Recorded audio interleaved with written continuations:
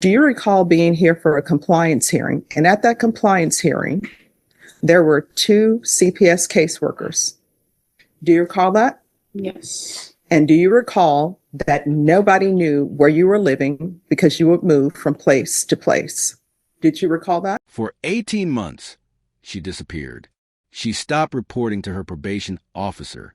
She even hid her children from Child Protective Services. Now, Kayla Connor stands before Judge Boyd armed with excuses. She says she was afraid. She blames a toxic boyfriend. She hopes a character witness and a tearful apology will save her from prison. But she overlooked one critical fact. Judge Boyd remembers everything. All right, court is calling 2022 CR 0841C State versus Kayla Connor. Can I have parties announced for the record? For the state? Ashley Jones for the state. For the defense? Roberto Ambrosino. And are you Kayla Connor? Yes, ma'am. All right. Did you review the document entitled Motion to Enter Adjudication of Guilt and Revoke Community Supervision and state's motion to supplement pending motion to enter adjudication of guilt and revoke probation with your attorney? Did you understand it? Yes. Are you the same Kayla? Is it Janine Connor, who was placed on deferred adjudication in 2022 CR 0841C for the offense of injury to a child with intentional bodily injury on August 25th, 2022 for a period of 5 years? Is that you? Yes. All right, state. The state is alleging from the state's motion to supplement pending motion to enter adjudication of guilt that the defendant violated condition number 4. In Bexar County, Texas, the defendant, Kayla Jan Connor, did then and there fail to report to the supervision officer as directed for the months of March, April, May, June, July, August, September, October, November, and December of 2023, and January, February, March, April, May, June, all the way through December of 2024 in violation of condition number 4. Right, to that allegation, how do you plead? True or not true? True. And state, with the regards to the other allegation? The state will waive the other allegation. No Any objection. objection? All right. Did you understand by pleading true to violation of condition number 4, the court could find it true, grant the motion, find you guilty, sentence you up to 10 years in prison and up to $10,000 fine? Yes. Knowing that, you still wish to plead true to violation of condition number 4? Yes. Court will find violation of condition number 4 true. Is there a proposed agreement? Your Honor, given that the defendant has not reported for over a year and a half now, and given her history and not only the facts of the case, that state is going to ask for 2 years in the Texas Department of Corrections. All right. In defense, what are you requesting? Judge, I'm requesting that the court impose some type of jail sanction, revoke her deferred adjudication, adjudicate her, and put her on strict probation. Here's where things turn serious. The defendant openly admits she violated probation by failing to report for over a year. With that single word, true, she loses her legal protections. From this moment on, her future rests entirely in the judge's hands. The prosecutor asks for 2 years. Defense counsel pleads for continued probation. There is no deal. The judge now has complete authority to decide her fate.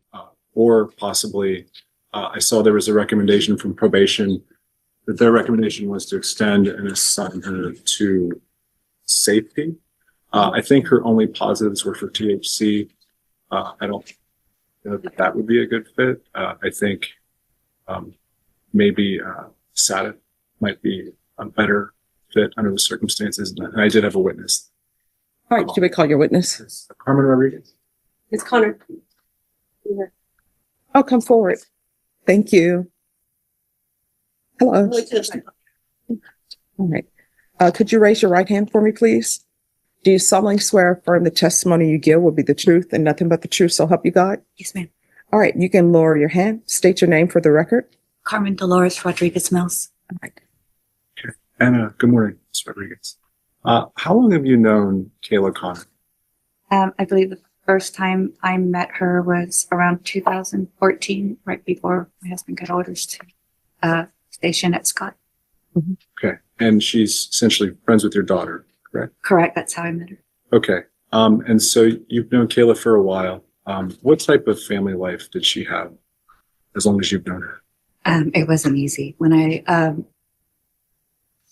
met her, she was living with her grandmother because she had her parents weren't really in the picture. And when we left, and came back, we started talking to her again last year. And, that's when we find out that everything that had happened, and, she was not in a good relationship and she was trying to get away from that person. So her and my daughter had gotten in contact again, but it wasn't good example. So she has had a hard life as such. And with respect to her probation, I guess you were recently made aware that she had a warrant for essentially not reporting to probation. Yes, I probably around New Year's, he let it be known. And at that time, I was trying to talk to her, and I don't know what the process would be. So I was trying to convince her if we could hire a lawyer to explain what needed to be done. And so once you were made aware of her situation, you would advise her to deal with the warrant, turn herself in at some point. Yeah, whatever I don't know if she would have had to go to the probation or who. Okay. And do you feel like you've been a positive influence in her life to this point? I feel yes. Okay. And has she essentially spent a lot of time at your house over the last few months? Yes. Okay. Has she lived there or just Sometimes my husband and I joke that she lives there. Yes. Okay. Okay. And if the judge were to continue her on probation in some form or fashion, would you allow her to live with you, at least in the short term, while she gets back on her feet? Yes. As long as she abides by the rules. Okay. And based on what you've seen, do you think that'll be a problem? No, I don't think so. I just think she needs the guidance. Okay. Do you think there's good in Kayla? Yeah. Do you think the judge should give Kayla another chance? Yeah. I know she's screwed up, but Do you think that maybe Kayla lacks some structure and support that maybe she didn't get growing up, and maybe you could provide that for her? yes. Help provide that for her to some extent? Yeah. Okay. Thank you. I'll pass this. All right, any questions? Just put in, what's your daughter's name? Michelle Michelle, last name? Rodriguez. And, how long did you say you've known Kayla? I think it was around 2014 because we left in 2015. And then, so I knew her then because I had to get permission for my daughter to go over there and let her talk to the parents before. So 2014 to 2015, you knew her before you left? Yeah, before we left. And then when we came back, I would say, it was last year that she started coming back. When did you come? Well, I came back, my dad had cancer, so we came back in 2018. But my daughter was in Corpus. Okay, so from 2015 to last year, you really haven't had any interaction with Kayla? Personally, no. Just my daughter saying, oh, I talked to her. Or, yeah. Those are the only questions. Any further questions? No, Your Honor. I have a couple if no one has any objections. No objection. So you mentioned that she was in a bad relationship. Yes, ma'am. Was that the relationship she was in while she was on probation? Yes, ma'am. Okay. And did she ever discuss with you that Child Protective Services was in her life? Child Protective Service. Well, she told me about the case and that she had certain requirements she was supposed to be making. All right. And did she tell you her requirements with Child Protective Services? I didn't ask specifics. All right. I was just kind of trying to get her to get back on track with the probation. Thank you so much for coming down. I appreciate your coming down. Thank you. All right. Any other witnesses? Just briefly call my client. All right. Can you raise your right hand for me? Do you solemnly swear or affirm that the testimony you give will be the truth and nothing but the truth, so help you God? All right. You can lower your hand, state your name for the record. Kayla Connor. All right, you may proceed. Good morning, Felix. You heard the testimony of Carmen Rodriguez. If the judge were to continue you on probation, are you in agreement to reside with Carmen in the next few months while you would get on your feet? Yes. You heard mention of a bad domestic violence involved relationship that you had been in previously. Has that ended? Yes. Okay, when did that end? About May of last year. So May of 2024. Yes. So that was kind of during this period of time that you had a warrant of Yes. arrest, essentially. Why should the judge give you another chance on probation? I'm in a better place than I was when all of this happened. I understand that I messed up. I did not go about it the right way, but I'm out of that relationship and that situation that I was in. And I know now that I have the support team that I do have, I am capable and more confident in myself now that I can get this done. And why didn't you deal with the warrant earlier? Honestly, I was scared. I've never been in trouble before. So the first criminal case you've ever had? So I've really had no idea how it was going to go. And due to being a mother of 4 kids, I just didn't want to do time away from them. That's really all it is. Okay. And essentially, I wasn't on that case previously, but based on what you told me, you were given a period of time that you needed to provide residence in Bexar County. Yes. And you told me that you did get residence in Bexar County, but you were late in providing notice, and that's when the warrant went. Yes. And so that went out quite some time ago, but after that, you didn't deal with it because you had the warrant and you were scared. Yes. If the judge were to continue you, who's to say the same thing wouldn't happen? Like I said, I'm confident that I'm not going to slip up. I'm out of the situation that I was in, and that was a very big factor as to why things went the way that they did. And now I'm working on myself and my future for myself and for my kids. And you have minor children, correct? Yes. How many children do you have? 4. 4, and what are their ages? 5. My twin boys are 4, and my youngest is 2. Okay. And where are they with? They live with their father. Okay. And does he have like primary custody essentially? There's nothing really in place. It was just a verbal agreement due to the fact that I had the warrant. I thought it would be best that they lived with him until I was able to get it figured out. Okay. And so you voluntarily did that Yes. on your own?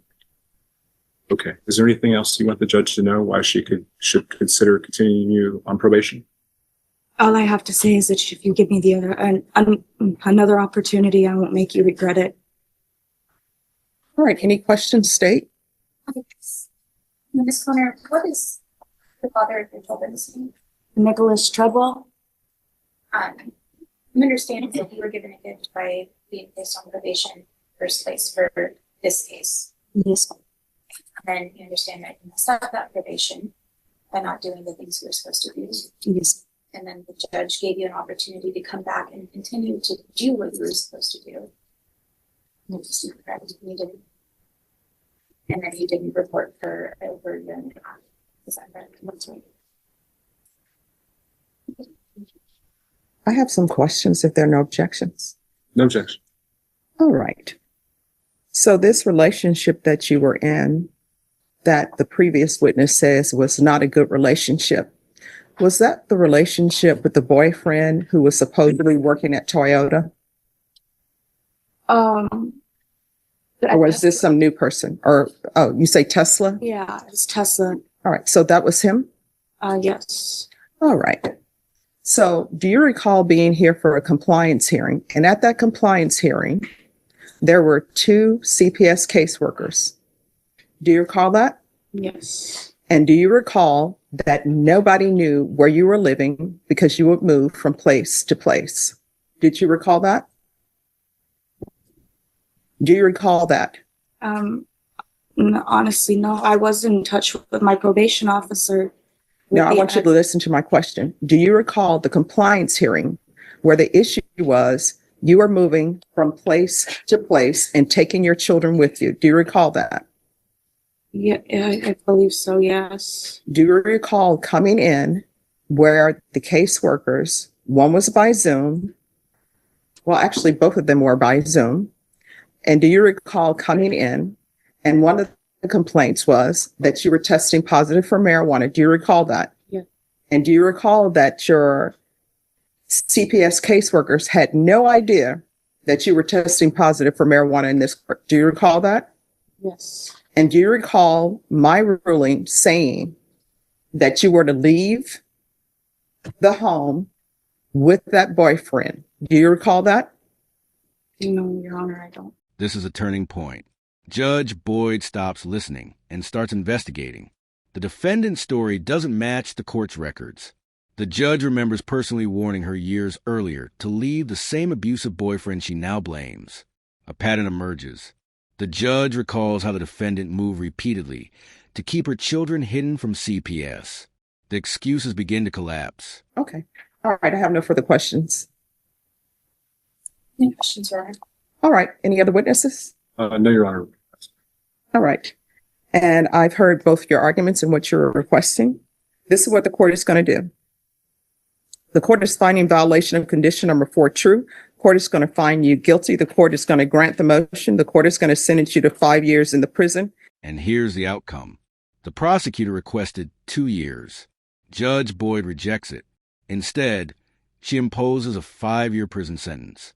Why? Because she believes the defendant was dishonest and posed a real danger by deliberately hiding her children from authorities. This moment reveals the true power of the bench. Ignoring court orders and lying to a judge can carry consequences far worse than the original offense. Give you credit for any time served.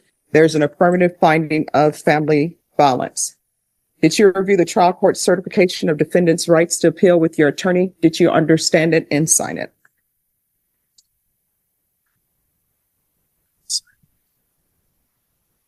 Did you understand that and sign it? Yes. You have a limited right to appeal. That right to appeal is as it relates to the allegations in the motion, not the fact that you are in deferred adjudication. Because this is a felony conviction, you're not allowed to own or possess any weapons or ammunition. If you have a question what a weapon or ammunition is, you'll need to speak to an attorney. Because this is an affirmative finding of family violence, you're also not allowed to own or possess any weapons or ammunition. Good luck to you. This case delivers a powerful lesson. A prosecutor's recommendation is just that, a recommendation, not a guarantee. Judge Boyd evaluated the full history, the lies, the missing children, and the repeated defiance of court orders. She decided 2 years wasn't justice. She used her discretion to double the sentence to 5 years. So now the debate is yours. Was it fair for the judge to go beyond the prosecutor's request? Was this a frightened mother trapped in a bad situation? Or someone manipulating the system to avoid CPS? And ultimately, was 5 years the right call? Drop your thoughts in the comments, and I'll see you in the next case breakdown.